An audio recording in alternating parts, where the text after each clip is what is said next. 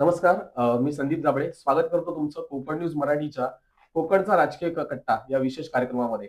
आज आपल्यासोबत जोडले गेलेत महाराष्ट्र राज्यामध्ये ज्यांनी वैद्यकीय मदतीच्या माध्यमातून पोलादपूर तालुक्याचं नाव लौकिक केलं आणि खऱ्या अर्थानं रुग्णांची सेवा केली, असे वैद्यकीय मदत कक्षाचे संस्थापक अध्यक्ष साहेब नमस्कार. तुमचं कोकण कट्टा नमस्कार. या विशेष कार्यक्रमामध्ये स्वागत करतो. नमस्कार. तुम्हाला नुकतीच भारतीय जनता पार्टी आणि राष्ट्रवादी काँग्रेसच्या युतीकडून लोहारे जिल्हा परिषद गणातून उमेदवारी जाहीर झाली, त्याबद्दल तुमचं कोकण न्यूज मराठीकडून अभिनंदन. धन्यवाद. तुम्ही याआधी देखील निवडणुकीला सामोरे गेलेला. मागच्या निवडणुकीमध्ये तुमचा निसटता पराभव झाला होता. आता पुन्हा एकदा तुम्ही निवडणुकीच्या रणांगणामध्ये उतरलेला आहात. आताची जर परिस्थिती बघितली तर त्यावेळेस तुम्ही राष्ट्रीय काँग्रेस पक्षाकडून लढला होता आणि आताच्या परिस्थिती 2022 नंतर राजकारणामध्ये जी उलटापालट झालेली आहे, त्यामध्ये पोलादपूर तालुक्यामध्ये देखील राजकीय उलटापालट पाहायला मिळाली. तुम्ही देखील काँग्रेस पक्षातून शिवसेना ठाकरे गटाकडे आणि आता सध्या तुम्ही कमळ या चिन्हावर निवडणूक लढवत आहात. त्या बदललेल्या राजकीय समीकरणांबद्दल तुम्हाला काय वाटतं?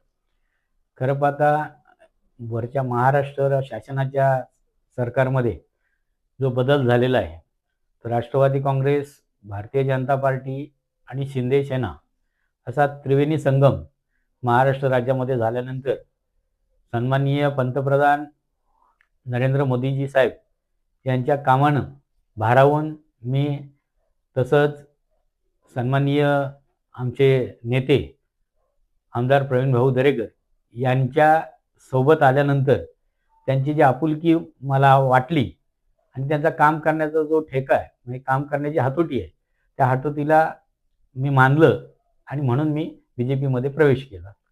मध्यंतरी तालुक्यामध्ये अशाही चर्चा होत्या की कृष्णा कदम उमेदवारी तर लढणार आहेत, परंतु ती कोणत्या पक्षातून लढवतील, कार्यकर्त्यांमध्ये त्याची उत्सुकता होती.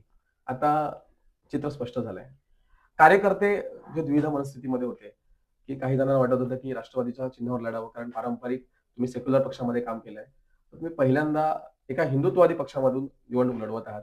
याचा थोडासा इम्पॅक्ट राजकारणामध्ये तुम्हाला माहिती, विचारसरणीला आणि या सगळ्या गोष्टींना महत्व असतं, तर या सगळ्या गोष्टींचा इम्पॅक्ट या तुमच्या उमेदवारावर आणि या सगळ्या निवडणुकीवर होईल का?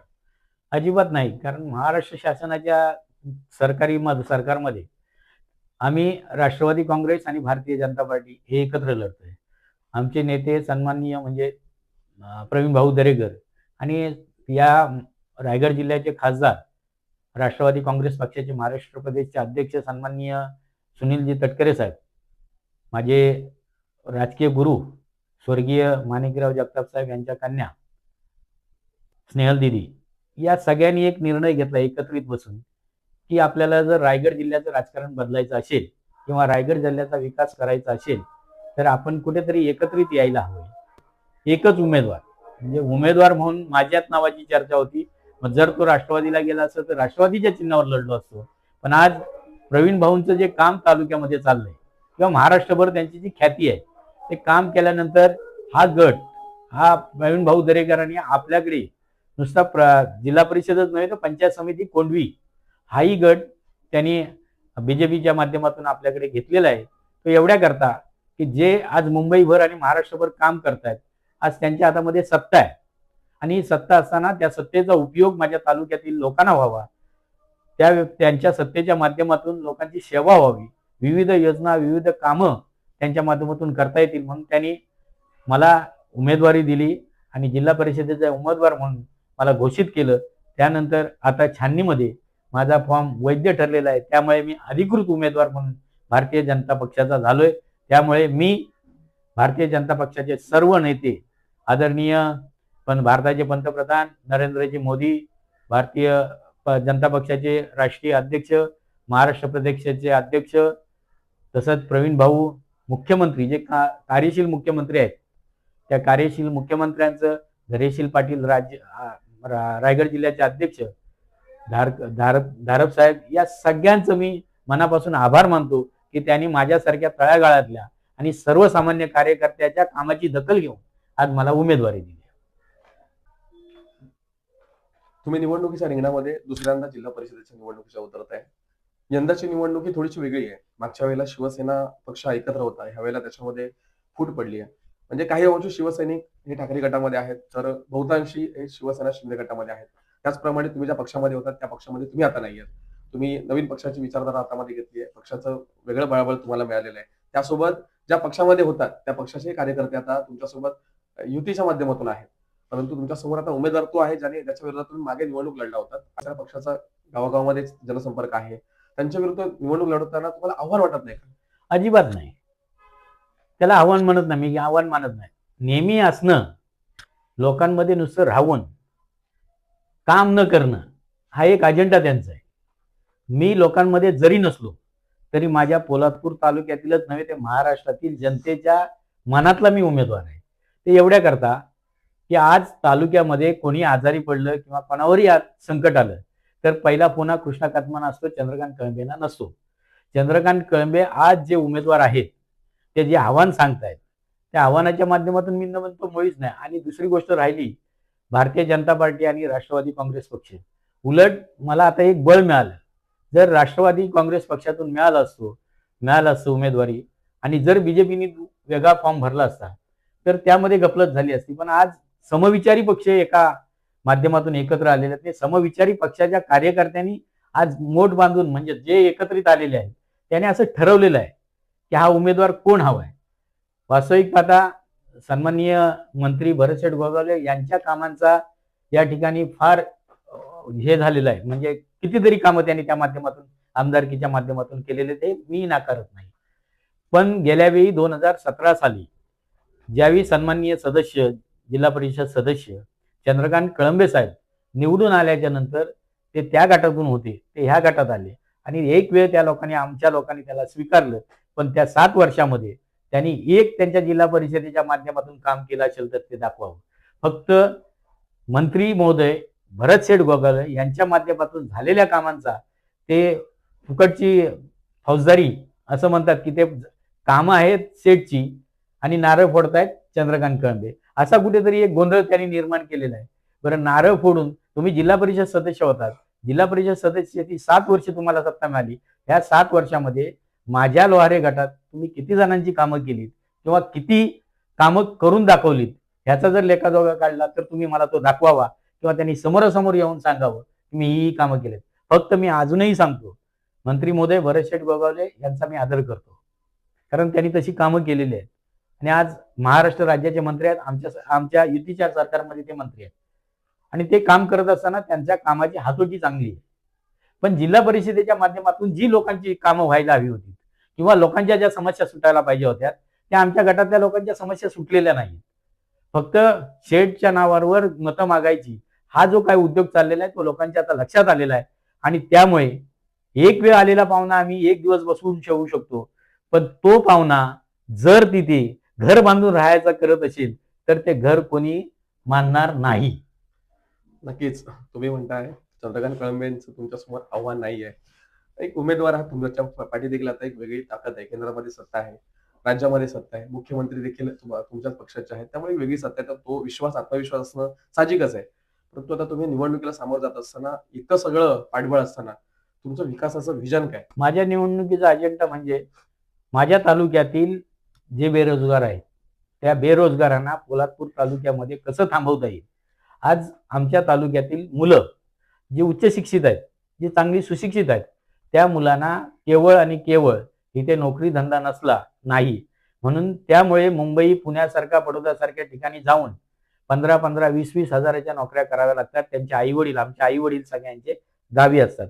आम्हाला वाटत नाही की आम्हाला मुंबईत राहावं, पण नाईलाज असतो आम्हाला मुंबई शहरात किंवा पुण्यासारख्या शहरामध्ये राहावं लागतंय. त्या माध्यमातून माझं विजन असं आहे की मला या ठिकाणी एक स्मॉल स्केल इंडस्ट्री आणायची आहे.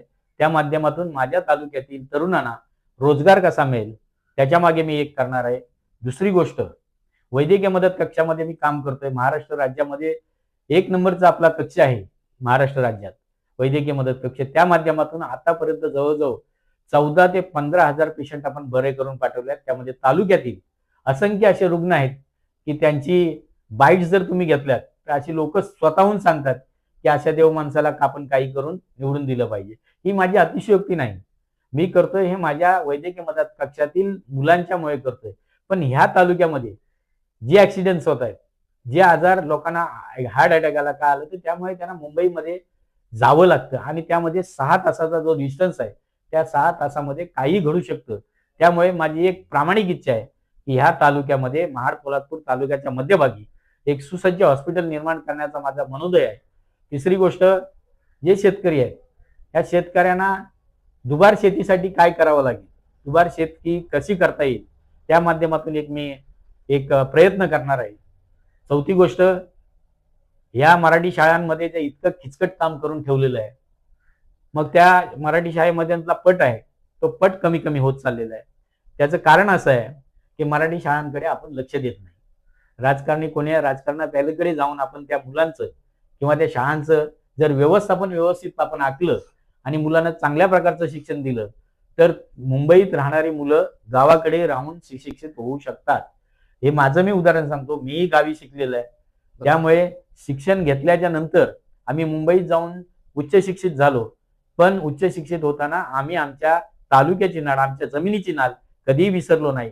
हे एक मला करायचं आहे. चौथी गोष्ट, एक तरुण जे आहेत त्या तरुणांना मी म्हणून आव्हान की नाही, पण मी एक प्रामाणिकपणाने प्रयत्न करणार आहे की माझ्या तालुक्यातील जे उद्योजक मुंबई आणि पुण्यामध्ये आहेत त्या उद्योजकांना मी आवाहन करून या पोलादपूर तालुक्यामध्ये आणणार आहे आणि त्यांना असं सांगणार आहे की तुम्ही जर या तालुक्यातले आहात, तुमची नाळ जर या तालुक्यासाठी जोडलेली आहे, तर तुम्ही आमच्यासाठी एक छोटे छोटे उद्योग तुम्ही या ठिकाणी उभे करा आणि जेणेकरून माझ्या तालुक्यातील मुलांना याच ठिकाणी नोकरी धंदा मिळेल आणि मग आमचे आई वडील जे असतात ते आई वडील आमच्यापासून दुरावले जाणार नाहीत आणि मग तालुक्याचा विकास कसा करायचा, हा विकास खऱ्या अर्थानं नुसते रस्ते, सभामंडप, मंदिरं बांधून आपल्याला आपला विकास करता येणार नाही.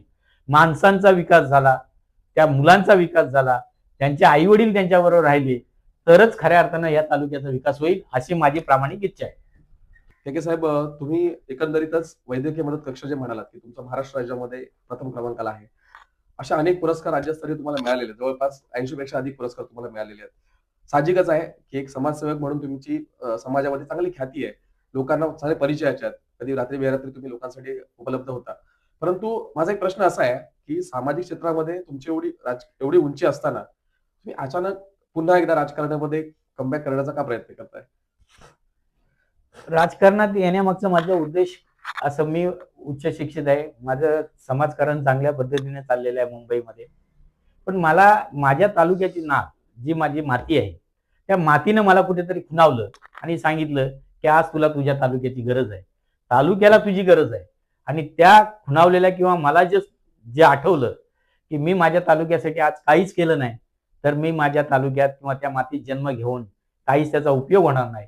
कारण जर आपल्या तालुक्यातील तरुणांना, आपल्या तालुक्यातील लोकांना उद्योगधंदे, जी काही सेवा सुविधा आपण उपलब्ध करून दिल्या आणि जिल्हा परिषदेच्या माध्यमातून आपण लोकांची प्रामाणिकपणाने कामं केली, तर आपण निश्चित आपल्या तालुक्याचा सेवा केल्याचा अनुभव आणि आनंद आपल्याला मिळेल. माझं तसं पाहिलं तर इलेक्शन तुम्ही विचारलं त्याप्रमाणे निवडणूक लढवणं हा माझा मुळीच विषय नव्हता. पण पारंपरिक दृष्ट्या हा मतदारसंघ जो आमच्या लोहारे गटाचा आहे, तो लोहारे गटाचा जो उमेदवार जर ह्या गटातला दिला असता तर मी प्रामाणिकपणाने सांगतो की निवडणूक लढण्याची माझी इच्छा नव्हती.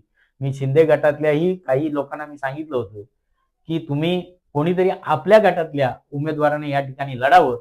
उद्या जर समजा त्या गटात जर सर्वसाधारण जर गट पडला, आरक्षण पडलं, तर ह्या गटातला उमेदवार त्या ठिकाणी स्वीकारला जाणार नाही, याची मला पूर्ण जाणीव आहे. पण माझ्या तालुक्यातील किंवा माझ्या विभागातील लोकांना हे का कळत नाही, हे मला कळत नाही. हे लोकांनी समजून घ्यावं. माझा उद्देश नाही, मी आजही सांगतो की मी निवडून आल्याच्या नंतर माझा अजेंडा एकच आहे, लोकांची सेवा. पुढच्या 5 वर्षानंतर मी कुठल्याही राजकारणात नसेल, पण आज मला राजकारण करायचं आहे लोकांची सेवा करण्याकरता. लोकांच्या ज्या पाण्याच्या समस्या आहेत, शाळेच्या समस्या आहेत, काही दुसऱ्या समस्या, आर्थिक समस्या आहेत, औद्योगिक समस्या आहेत, वैद्यकीय समस्या आहेत, या सगळ्या समस्यांवर कशा प्रमाणे काम करता येईल आणि का कामं होत नाहीत लोकांची, हे मला या राजकारणात येऊन बघायचं आहे. म्हणून मी या राजकारणामध्ये आलेलो. परंतु आता निवडणुकीला सामोरं जात असताना तुम्ही शेवटी मतदारांना काय आवाहन कराल?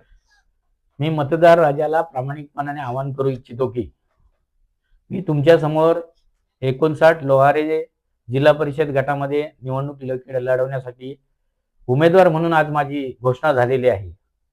पण ही निवडणूक लढवत असताना मी तुमच्यासाठी लढवतोय, सर्वसामान्य लोकांसाठी लढवतोय. एवढं लक्षात घ्या. मला ज्या सुविधा तुम्हाला द्यायच्या आहेत, त्या जिल्हा परिषदेच्या माध्यमातून देऊ शकतो. कारण एकटा कृष्णा कदम किंवा कोणीही जर उमेदवार असेल, तर तो एकटा करू शकत नाही. त्याच्या मागे जर राजकीय शक्ती असेल आणि आज माझ्या मागे आपण मगाशी म्हणाल्याप्रमाणे दिल्लीत भारतीय जनता पक्षाची सत्ता आहे, महाराष्ट्रात भारतीय जनता पक्षाची सत्ता आहे.